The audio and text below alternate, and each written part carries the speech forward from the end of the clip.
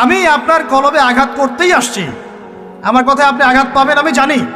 এই আঘাতটা আপনাকে আল্লাহর পথে নিয়ে আসবে ইনশাআল্লাহ। এই আঘাতটা ইনশাআল্লাহ আমাদের এই তরুণ ভাইদেরকে আল্লাহর পথে নিয়ে আসবে ইনশাআল্লাহ। সাহসী মানুষদের মতো বলেন ইনশাআল্লাহ। এই আওয়াজগুলা ইনশাআল্লাহ আমাদেরকে আল্লাহর পথে নিয়ে আসবে ইনশাআল্লাহ। প্রত্যেক ঘরে ঘরে একজন করে হাফেজ তৈরি করেন, প্রত্যেক ঘরে ঘরে একজন দিনদার মেয়েকে বিয়ে করেন, প্রত্যেক ঘরে ঘরে যে বাচ্চাগুলো হবে এই বাচ্চাগুলোকে ইসলামী শিক্ষায় শিক্ষিত করেন, প্রত্যেক ঘরে ঘরে অন্তত একটা করে আলেম তৈরি করেন। একটা আইয়ুবী দেন আমাদেরকে, একটা খালিদ বিন ওয়ালিদ দেন, একজন আপনি আমাকে ওমর ইবনুল খাত্তাব দেন, একজন মুসআব বিন উমাইর দেন, একজন খুবাইব দেন, একজন মুসআব বিন নুমাইর দেন। কাদের নাম বলবো? একজন তারেক বিন জিয়াদ দেন, একজন বিন কাসিম দেন। একটা সন্তান দেন আমাদের, একটা সন্তান মানুষ করেন। একটা 10টা 20টা বাচ্চা নিচ্ছি, একটাও মানুষ হয় না। আলেম পরিবারের সন্তান মুদিখানার দোকানে ব্যবসা করে কেন খাবেন আপনি? আপনার এই উম্মতের উপর দায়িত্ব আছে। আমাদের দায়িত্ব খালি মধু বিক্রি করা, দাড়ি টুপি বিক্রি করা, আতর বিক্রি করা? ইসলামের দিকে আসার সাথে সাথেই কেন আপনার এদিকে চলে যান? উম্মাকে কে নেতৃত্ব দিবে? আমরা দিব? আমাদের কোনো ক্ষমতা আছে? আমাদের কোনো জ্ঞান আছে? আমাদের কোনো সেই যোগ্যতা আছে? আমাদের দিকে আঙ্গুল তুলতে পারবেন আপনি?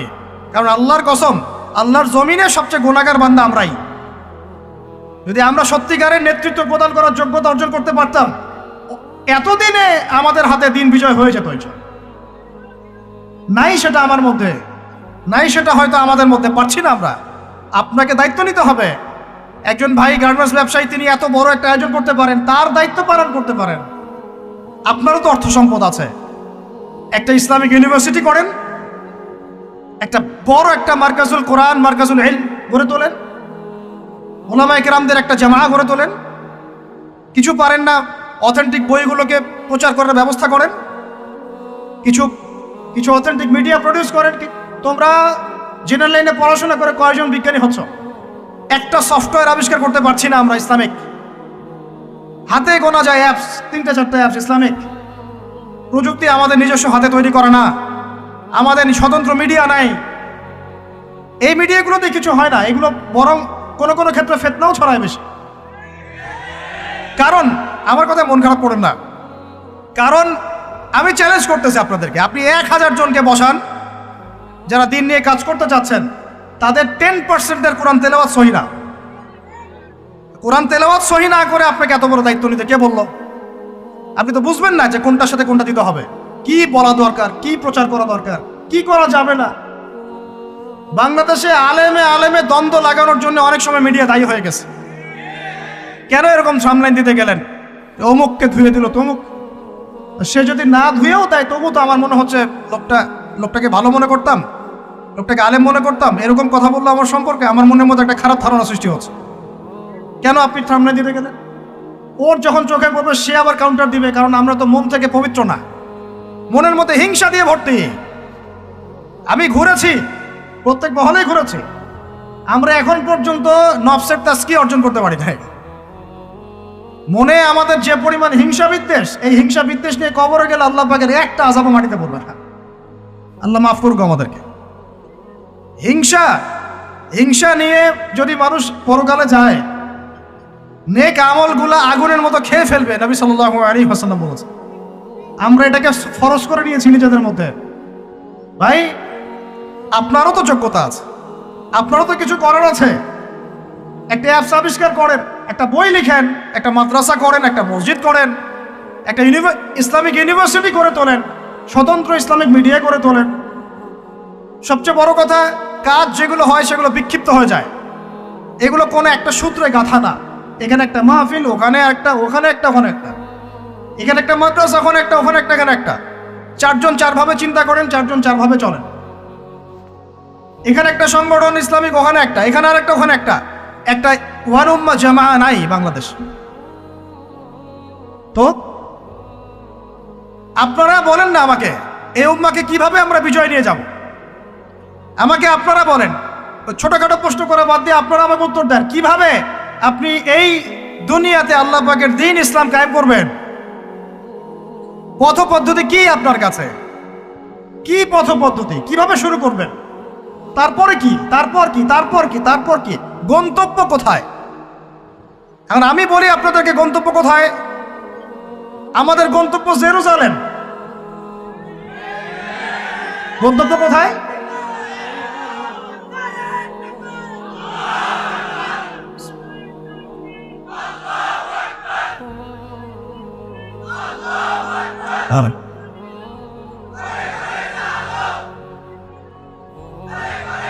বাস বাস বাস, আল্লাহর কসম, আল্লাহর কসম করে বলতেছি, আল্লাহ রাব্বুল আলামিনের কোনো পরোয়া নাই যদি বাংলাদেশে দিন কায়েম না হয়, যদি পাকিস্তানে না হয়, মালয়েশিয়াতে না হয়, এইখানে না হয়, ওইখানে না হয়, আল্লাহর কোনো পরোয়া নেই, কিচ্ছু যায় আসে না।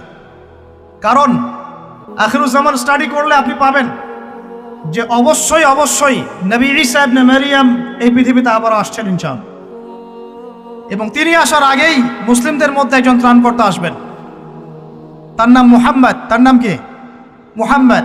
বাবার নামও আব্দুল্লাহ, মায়ের নামও আমিনা।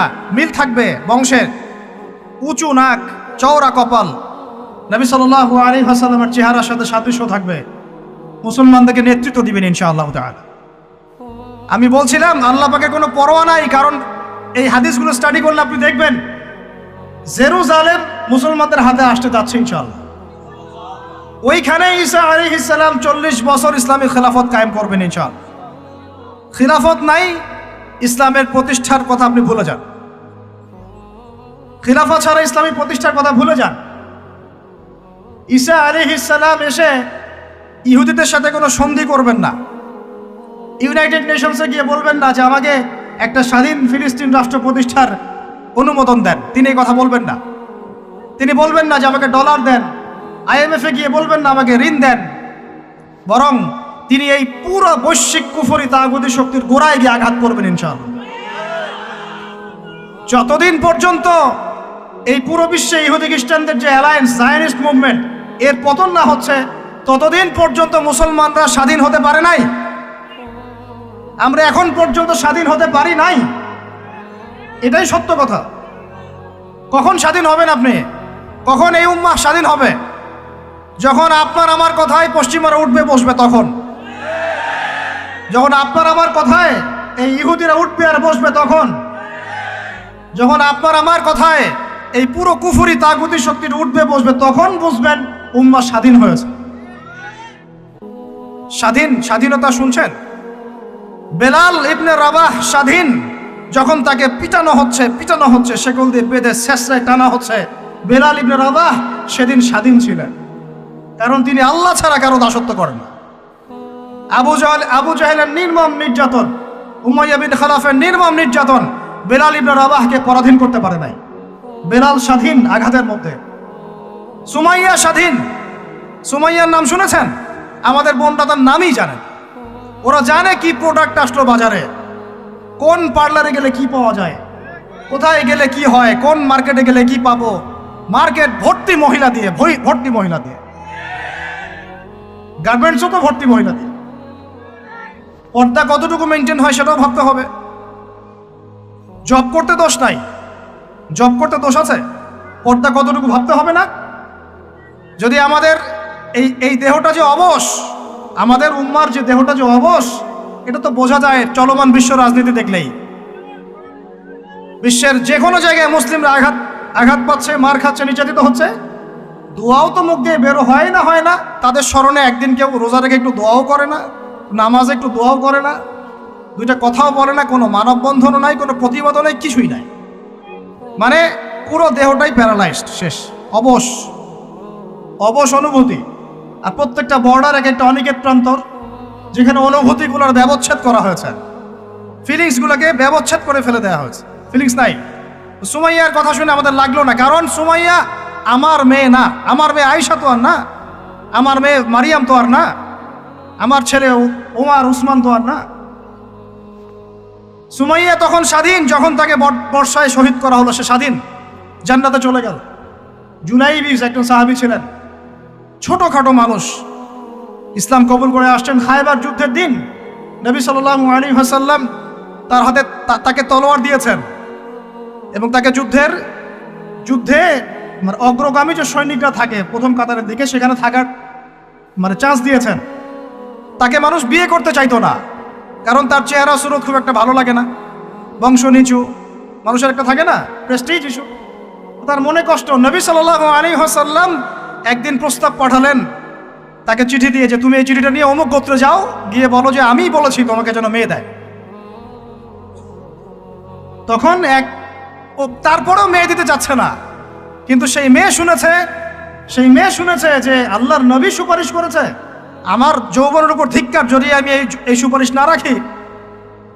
তিনি বললেন জুলাইবিস যেমনই হোক চেহারা, আমি তাকে বিয়ে করতে রাজি আছি। তিনি বিয়ে করলেন, সংসার হলো, শুরু হলো। এই সাহাবী খায়বার যুদ্ধে শহীদ হলেন। নবী সাল্লাল্লাহু আলাইহি ওয়াসাল্লাম তার চারপাশে দেখলেন, তার চারপাশে 12 জন ইহুদির লাশ পড়ে আছে। কয়জন? একাই 12 জনকে হত্যা করেছে এই সাহাবী। সুবহানাল্লাহ। আল্লাহর নবী তাকে নিজের হাতে কোলে নিয়েছেন। কোলে মানে তার দেহটা এরকম ছিল, আর খুব লম্বা চওড়া না, নিজের হাতে কোলে নেওয়ার মতো নিয়ে নিজ হাতে তিনি তাকে দাফন করলেন। আর বললেন যে আমার এই সাহাবীর জন্য হুরেন ঈনরা তাদের দরজা খুলে দিয়েছে। এখন তিনি তখন স্বাধীন। উমর ইবনে খাত্তাব তখন স্বাধীন। কখন স্বাধীন?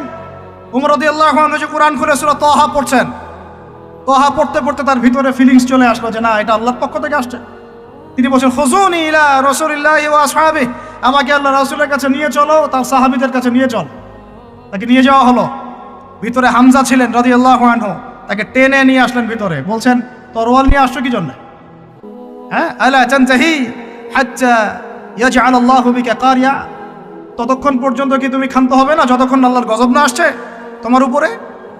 ওমর ইবনে খাত্তাব বলছেন ইয়া রাসূলুল্লাহ, হে আল্লাহর রাসূল, জিতুকা উমিনু বিল্লাহি ওয়া রাসূলিহি, আমি আপনার কাছে এসেছি আল্লাহ এবং আপনার প্রতি ঈমানদার হয়ে এসেছি। ওয়া বিমা জিতা বিহি মিন ইনদিল্লাহ, এবং আপনি আল্লাহর পক্ষ থেকে জানিয়ে এসেছেন এই কোরআনের প্রতি ঈমানদার হয়েই আমি আপনার কাছে এসেছি। আশহাদু আল্লা ইলাহা ইল্লাল্লাহ ওয়া আশহাদু আন্না মুহাম্মাদান আবদুহু ওয়া রাসূলুহু, কালিমা পড়লেন, মুসলিম হলেন, স্বাধীন হলেন। আগে পরাধীন ছিলেন। বুঝতে পারছেন না কথা? এরপরে তিনি সবার দরজায় গিয়ে নক করলেন। আবু জাহেলের বাসায় নক করে বলছেন হাল আলিমতা আন্নী কদ আসলামত, তুমি কি জানলা যে আমি ইসলাম কবুল করেছি? আবু জাহেল, তুমি কি জানলা, শুনলা যে আমি ইসলাম কবুল করেছি? আরেকজনের বাসায় যান, উমাইয়া বিন খালাফ, হাল আলিমতা আন্নী কদ আসলামত, তুমি কি জানলা আমি ইসলাম কবুল করেছি? ওয়াত্তাবা'তু মুহাম্মদ সাল্লাল্লাহু আলাইহি ওয়াসাল্লাম, আমি আল্লাহর রাসূলের ইত্তেবা করেছি। এরপর কুরাইশদের এই কাবার সামনে গিয়ে বলছেন ইয়া মা'শারাল কুরাইশ, হে কুরাইশ তোমরা শোনো, ই'লামু আন্নী কদ আসলামত, তোমরা জেনে রাখো যে আমি ইসলাম কবুল করেছি। ওয়া শাহিদতু আল্লা ইলাহা ইল্লাল্লাহ ওয়া আন্না মুহাম্মাদান আবদুহু ওয়া রাসূলুহু। এবার কুরাইশরা গিয়ে তার উপর আক্রমণ শুরু করলো। 40 জন 50 জন গিয়ে তাকে জাপটে ধরতেছে। তিনি একাই লড়তেছেন সবার সাথে। একজন এসে পরামর্শ দিচ্ছেন, ওই যে আপনারা যারা হিকমতের দোহাই দিয়ে কাপুরুষতাকে আড়াল করতে চান তারা শুনেন ওয়াজটা ভালো করে। যারা হিকমতের দোহাই পেরে কাপুরুষতাকে আড়াল করতে চান তারা শুনেন। উনি এসে বলেছেন যে আফালা কুনতা কাতান্ত, তুমি কি ইসলাম কবুলের এই বিষয়টাকে গোপন রাখতে পারতা না? কি দরকার ছিল এভাবে প্রকাশ্যে বলার? কি দরকার ছিল এভাবে কাফেরদের সাথে একটা দ্বন্দ্বে জড়ানোর? শোনেন তারপরে তিনি কি বলছেন। তিনি বলছেন যে ওয়াল্লাহি, আল্লাহর কসম করে বলছি, লা উফাররিকান্না বাইনাল হাক্কি ওয়াল বাতিল কামা ফাররাকাল্লাহু বাইনাল লাইলি ওয়ান নাহার। আল্লাহু আকবার। তিনি বলছেন আল্লাহর কসম করে বলছি, আমি রাত এবং দিন আল্লাহ পাক যেভাবে আলাদা করে দেন এই রকম করে আমি সত্য আর মিথ্যা আলাদা করে দেব ইনশাআল্লাহ। আল্লাহু আকবার। এরপরে তার নাম হয়েছে আল ফারুক। কি নাম হয়েছে? ওমর এখন স্বাধীন। বলেন আমাকে, উম্মাহ স্বাধীন? উম্মাহ স্বাধীন? কিছু করতে গেলেই বলবে স্যাংশন দিয়ে দিব, কিছু বললে বলবে যে একদম টাকার মান কমাই দিব। আরও কিছু যদি বলতে চায় আমাদের প্রশাসন গভর্নমেন্ট, তারা যদি আরো বড় পদক্ষেপ নিতে চায়, প্রশাসন গভর্নমেন্ট যদি বলতে চায়, বলতে পারে বা বলে ওই ইউনাইটেড নেশনসে গিয়ে যে আমরা আমাদের দেশ থেকে আমাদের সেনাবাহিনী পাঠাবো, গাজায় গিয়ে আমাদের পক্ষে, আমাদের মুসলিমদের পক্ষে যুদ্ধ করবে, এই কথা যদি বলতে পারে বা বলে, দেখবেন তাদের সমস্ত শক্তি দিয়ে বাংলাদেশকে আক্রমণ করে ফেলছে। আর আপনি আমাকে বলেন আমরা স্বাধীন? উম্মাহ স্বাধীন? ওই তাগুতি শক্তির বিশ্ব কুফরি শক্তির পরাজয় না হওয়া পর্যন্ত মুসলমানরা স্বাধীন না। আর ঈসা ইবনে মারিয়াম এই গাল গল্প করতে আসবেন না, তিনি মানুষকে খালি সুরসুরি মার্কা ওয়াজ করতে আসবেন না, তিনি আসবেন ওই গোড়ায় আঘাত করতে ইনশাআল্লাহ। আল মাহদি মানুষকে সুরসুরি মার্কা ওয়াজ করবেন না, খালি ফজিলত আর ফজিলত, এভাবে নয়। তিনি আসবেন দাওয়াতের মিশন নিয়ে, উম্মাকে ঐক্যবদ্ধ করবেন, কুফারদের সাথে মুসলমানদের একদম সশস্ত্র যুদ্ধ হবে, তারপরে এদের একটা একটা করে খুঁজে বের করে মারা হবে ইনশাআল্লাহ। আল্লাহর কসম করে বলতেছি, আমাদের একটা মুসলিম ভাইয়ের রক্ত বৃথা যাবে না, একজন শিশুর রক্ত বৃথা যাবে না ইনশাআল্লাহ। একজন বোনের ইজ্জতের মূল্য ওদেরকে দিতে হবে ইনশাআল্লাহ। এই যে বিগত 1.5 মাসে তোমরা 19,600 জনকে হত্যা করেছো, একটা একটা করে হিসাব আমরা নিব ইনশাআল্লাহ। 1914 সাল থেকে 2023 পর্যন্ত প্রায় 3.5 লক্ষ মানুষকে হত্যা করা হয়েছে, এর হিসেব ওরা দিবে ইনশাআল্লাহ। এর হিসেব আমরা নিব ইনশাআল্লাহ। আমরা ছাড়বো না ইনশাআল্লাহ। এই ফিলিস্তিন আমরা ছাড়বো না, এই জেরুজালেমও ছাড়বো না। আর মনে রাখেন, আমাদের এখানে কি হবে তারপরও আল্লাহ পাক করবেন না। আল্লাহ পাক জানেন কোন জায়গা থেকে দিন কায়েম করতে হবে।